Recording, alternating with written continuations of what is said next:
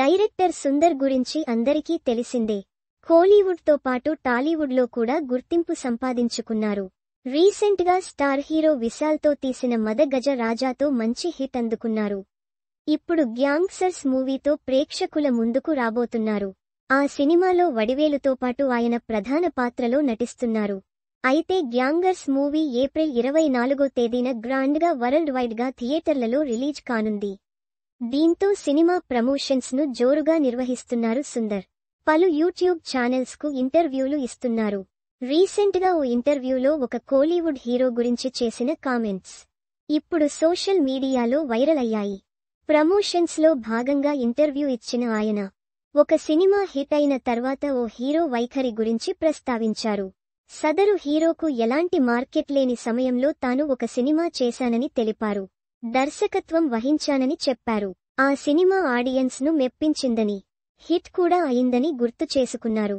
అయితే ఆ movie hit తర్వాత మళ్లీ ఆ హీరోతో మరో సినిమా చేశానని తెలిపారు సుందర్.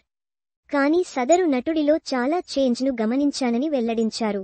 తన మార్కెట్ విలువ పెరిగిన తర్వాత ఆ హీరో ప్రతి సీన్ విషయంలో కూడా అనేక ప్రశ్నలు లేవనెత్తాడని అన్నారు. దీంతో ఆ మూవీ చేసేందుకు ఇంట్రెస్ట్ కోల్పోయానని చెప్పారు సుందర్. ఇప్పుడు సుందర్ కామెంట్స్ ఫుల్ వైరల్ అవుతున్నాయి.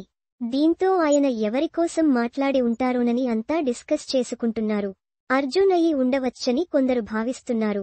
2004లో సుందర్, అర్జున్ కలిసి గిరి మూవీ చేశారు.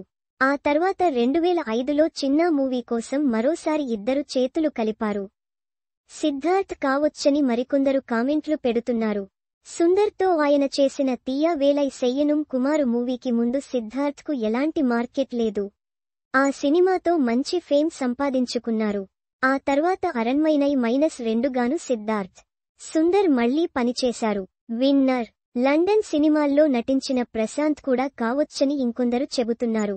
ఏదేమైనా ఆ నటుడు పేరును సుందర్ చెప్పకపోవడం ఇప్పుడు పెద్ద మిస్టరీగా మారింది. ఆ హీరో ఎవరో తెలుసుకోవాలని అంతా ఆసక్తి చూపిస్తున్నారు.